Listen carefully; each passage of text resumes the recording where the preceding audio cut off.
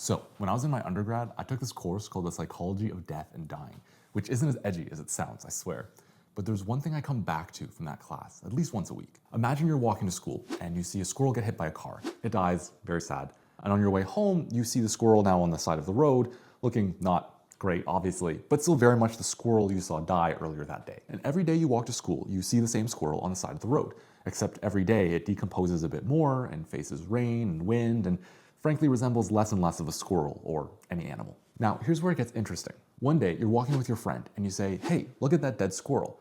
Except by this point, all that's left is a patch of fur. And your friend very aptly says, that's not a dead squirrel, that's just some fur. Which, from their perspective, makes total sense. They didn't see the squirrel die, nor did they see it when it still resembled a squirrel, so it's just fur to them. To your friend, there's nothing that they recognize as once living to attach death to.